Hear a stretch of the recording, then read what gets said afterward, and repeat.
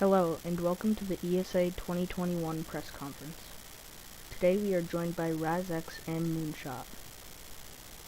We will be briefly talking about our history and future of our space agencies. Afterwards, we will have about a 5 to 10 minute Q&A session. We will begin with my group, ESA, and their achievements of Vega and their future plan.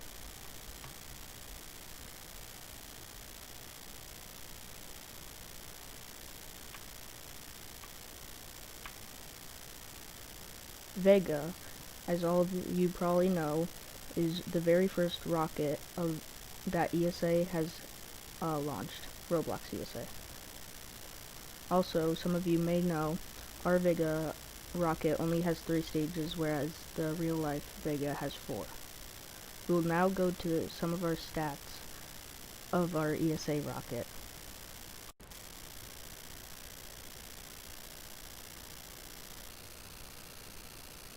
Vega stands at about 30 meters high and has a 3-meter diameter. It has a maximum payload capacity of 1,500 kilograms. Vega can put a payload into orbit into an orbital altitude of 700 kilometers, with a launch cost of $37 million per launch.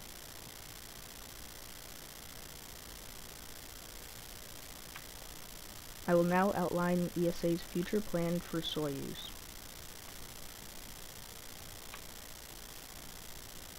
Because most of you have requested an astronaut program and have even asked if you can become an astronaut, we have decided that we are going to do a Soyuz program. We will try and send astronauts to the ISS through Soyuz. We hope to have astronauts occupying the ISS from ESA by mid-March of 2021. A lot of you have probably seen the Soyuz capsule is complete. However, the reason why we are going to wait until March is because we need to train our astronauts and also finish developing the rocket itself and create the scripts for it.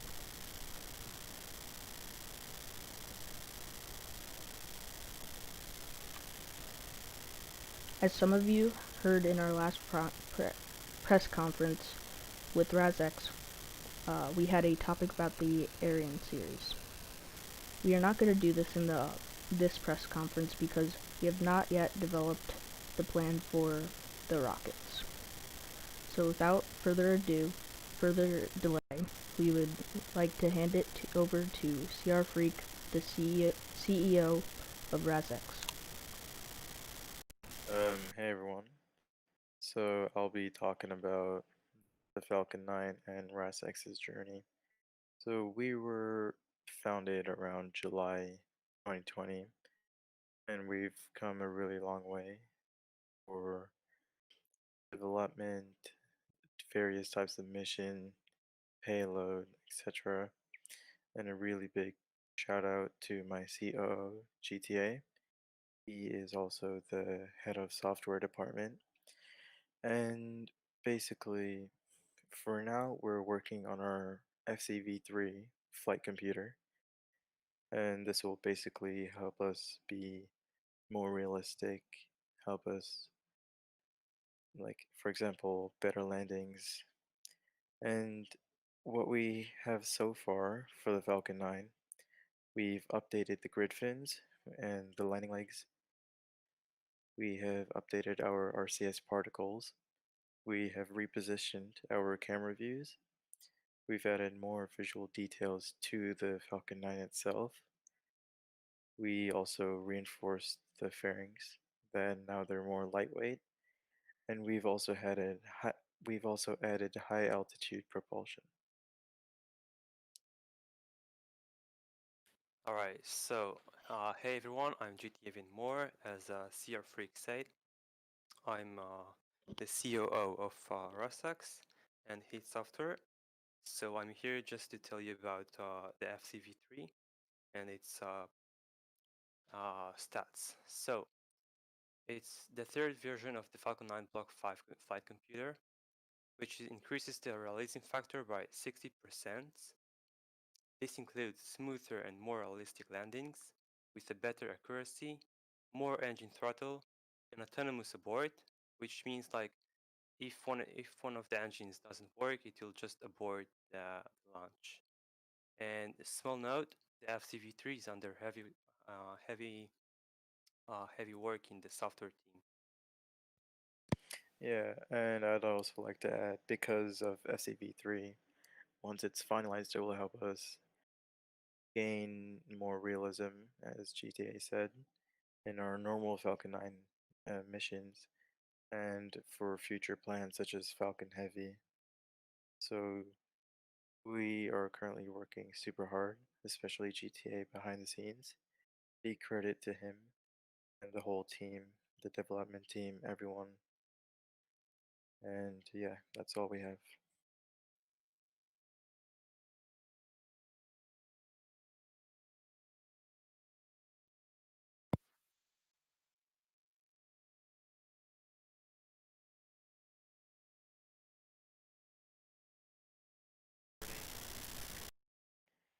It's basically a partially reusable heavy lift vehicle. The first stage is in the middle first stage is more strengthened. It has two Falcon 9 side boosters, and it has ability to lift into orbit with nearly 64 metric tons, and together it has 27 Merlin engines, which is equal to approximately 18 Boeing 747 aircrafts.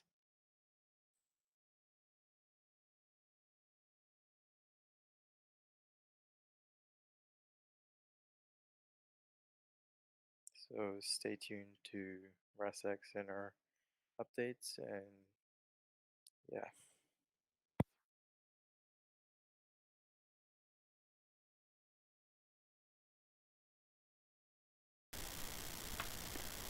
Thank you, CR and GTA. We will now turn to Moonshot for their presentation on their future and what they've done so far.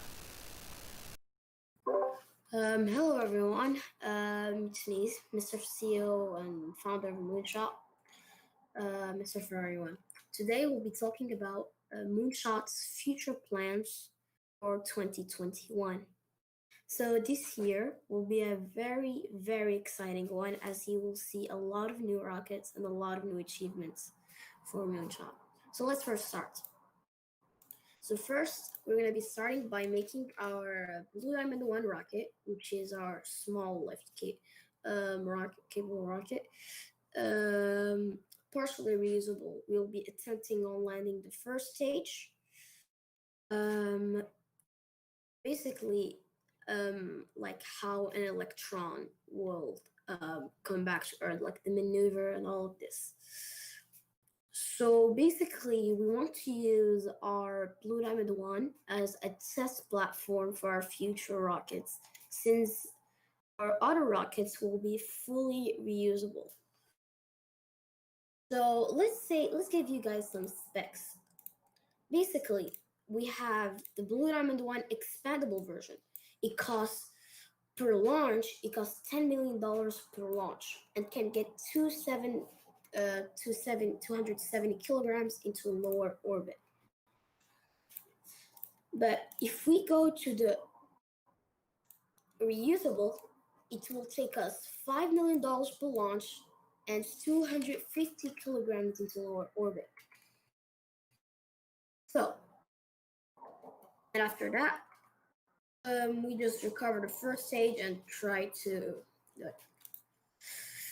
So our other rocket that we are working on, and if we see you go to our Discord and see our development channel. Me and Tickle Miamo are hyping this up a lot. It's the Blue Diamond 2. So what is going to be Blue Diamond 2? It's basically Blue Diamond 1, but you stretch it up in Photoshop. No, I'm joking. Blue Diamond 1 is still its very, very early development phase. We just got it made a final design, and yeah, so I can only give some little bit of info about it because yeah. So as I said, Blue Diamond 2 will be kind of, if he took Starship and you took New Glenn and mixed it up into one thing, and that gave you Blue Diamond 2. Basically, it will be a medium like rocket. It can put around 3 tons in its very first variant, which is very weak. And yeah. So it has 4 Star V2.5 engines, and these 4 give a lot of thrust. Basically, we can also use the Blue Diamond 2 for our manned missions to send a crew of 4 astronauts to the International Private Station, International Space Station, or whatever we want to go. Also, let me give you some info about the engines. So first we have the first stage engines, which are the Star V2.5. It runs on methane. It also has a thrust vacuum of 860 kilonewton and the thrust level 7 blah blah blah. Chamber pressure 71 blah, we don't care about that, and a 160 seconds burn time. And second stage, Star V14, which runs also on methane and 200 kilonewton of thrust in space. And runs 300 seconds. So for the first stage, it will have 4 Star V2.5 engines in an engine bay, anechoic legs. Now, why do we want to do anechoic legs? It's because anechoic legs are very low mass because, very, like as an example, I'm going to give the RASX Falcon 9. It has very big landing legs, which take a lot of mass, and mass is not epic. We want to give as much trust of the engine, trust to the payload that we're going to launch. So that's why, so if you see like Starship, it has like a really long, small legs, and that's basically what we're gonna do. It has 4 fins that help steer in the atmosphere. 4 fins and 4 grid fins and RCF thrusters. And second stage, it's basically 1 Star before engines. Fins depend on variant RCF to help stabilize. Now we're gonna go to our second project that I am the one that I work a lot on. The Black Eagle. Now, this is probably, in my opinion, the most exciting one. It's going to be our first manned rocket. The Black Eagle is a straddle launcher based off the famous X-15. It looks very similar, but it has things that X-15, like some capabilities that X-15 doesn't have. It will be launched by a launcher plane made by our ally Beyond Orbit Aerospace. It will take astronauts to suborbital trajectory. It has 3 engines, 1 main engine that takes it to a suborbital trajectory, and 2 smaller ones that extend the trajectory. Why do we are gonna have these 2? Because since we're gonna be launching from Morocco, if we only use the first engine, what will happen? It's basically the astronaut will land in the Atlantic. And we don't want dead astronauts here. That's not cool. So it will using those 2 engines, we will extend our our trajectory and make it to Florida or land there. That's basically it. And our third project is basically the IPS revamp. Yeah, this is the IPS revamp.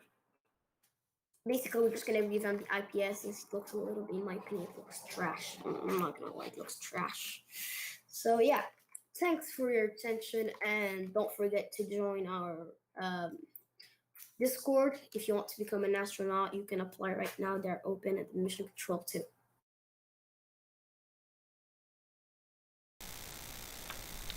Thank you, Mr. Ferrari, for your presentation. We will now have a 5 to 10 minute Q&A session where anyone can ask questions. I will send the format for the questions in chat.